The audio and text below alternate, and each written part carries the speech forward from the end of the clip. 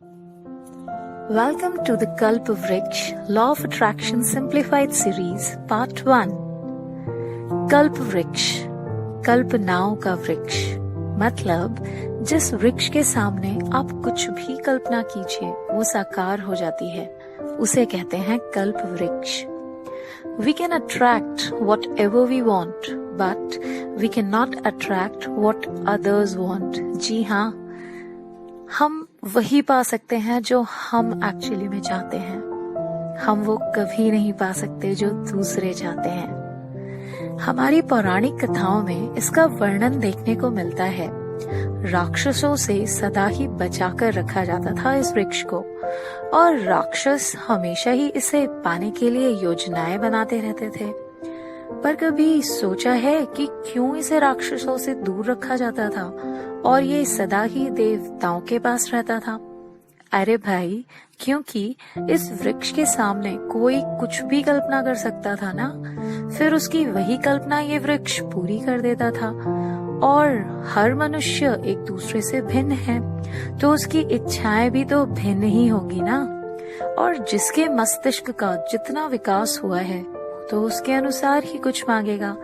तो राक्षस तो हमेशा ऐसा ही कुछ मांगना चाहते थे जिससे सिर्फ उनका फायदा हो और फिर वो पूरी सृष्टि को हानि पहुंचाए। और ऐसा क्यों था? It is because everyone is a unique creation of God, like everyone else is।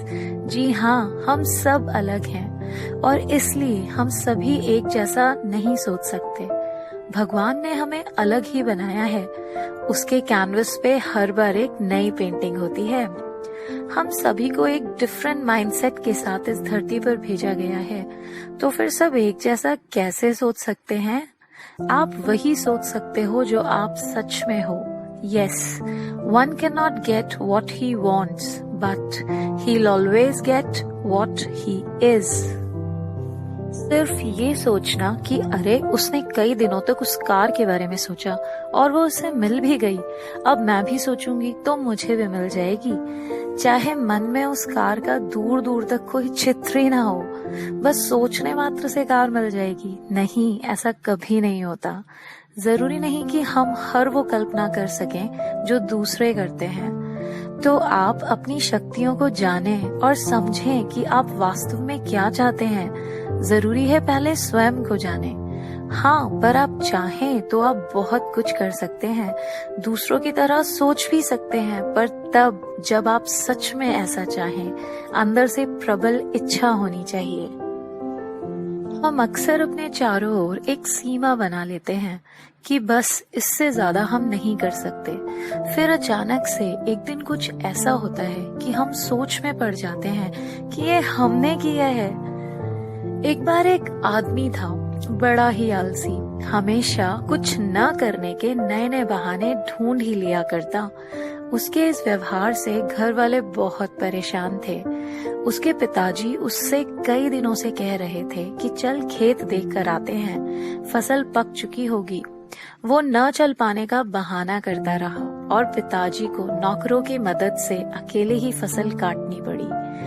पड़े रहने की वजह से उसके पैरों पर सूजन भी थी थोड़ी सी। कुछ दिन बाद उसकी माँ उसके पिताजी से बोली कि शादी करा देते हैं इसकी, तब शायद सुधर जाए। पिताजी ने गुस्से से कहा, एक औरत होकर ऐसा सोच कैसे सकती हो? अपने नाकारा बेटे की वजह से किसी और की जिंदगी खराब कर दूं? नहीं, कभी नहीं। अब तो इसे सुधारना ही होगा। पिताजी पूरी रात जागते रहे और सोचते रहे कि कैसे अपने बेटे को सुधारा जाए। आखिरकार उन्हें एक उपाय सूझ ही गया। वे सुबह जल्दी उठकर अपने खेत की तरफ निकल गए और वहां जाकर अपने 2 नौकरों के साथ एक योजना बनाई। दोपहर में जैसे ही उनका बेटा आंगन के बाहर बने चबूतरे पर पैरों पर मालिश कराने बैठा, तभी वो दोनों तेजी से उसकी ओर चाकू लेकर भागे। उसने आओ देखा न ताओ, भागा रख कर सर पर पांव। पिताजी के कहने पर उन लड़कों ने उसे पूरे खेत के 2 चक्कर लगवाए। हाँफ गया था पूरी तरह। उसके दौड़ने की वजह से खाली पड़े खेत की मिट्टी भी अच्छी हो गई थी। आखिरकार वो गिर पड़ा खेत की मिट्टी में। उसे उठाया गया। कुछ देर बाद होश आया तो वो घर में था। पिताजी पास ही बैठे मुस्कुरा रहे थे। वो एकदम से घबरा कर उठा। एक स्फूर्ति थी उसके शरीर में, पैरों की सूजन चली गई थी। पिताजी ने पूछा, तू तो चल भी नहीं सकता था, आज दौड़ कैसे लगा ली? पर हाँ, तेरी दौड़ से खेत की मिट्टी तो जुत गई। वो दो आदमी कौन थे पिताजी? वो दोनों वो दोनों रामू और श्यामू थे, हमारे नौकर। क्या उनकी इतनी हिम्मत? मैं उन्हें नहीं छोड़ूंगा। तू कुछ नहीं करेगा, अपनी तरफ देख। जो चल नहीं सकता था वो आज दौड़ पड़ा। किस लिए? अपनी जान बचाने के लिए। मतलब ये ताकत तुझ में हमेशा से थी, बस तू उसे देख नहीं पा रहा था। और जब सामने एक ध्येय आया कि हर हाल में तुझे अपनी जान बचानी थी, तो तूने अपनी पूरी शक्ति लगा दी। ऐसा ही कुछ जीवन के साथ भी है। जब तक आपका कोई ध्येय नहीं है, आपका जीवन नीरस बना रहेगा। आप स्वयं को शक्तिहीन समझोगे। आप कभी भी अपने अंदर छुपी शक्ति को पहचान ही नहीं पाओगे। तो कोई ना कोई ध्येय जरूर रखो जीवन में, जिसे पाने के लिए तुम उतनी ही तेज दौड़ सको जितना अपने जीवन को बचाने के लिए दौड़े थे। जब तक स्वयं को परखोगे नहीं, जान भी नहीं पाओगे कि वास्तव में तुम हो कौन।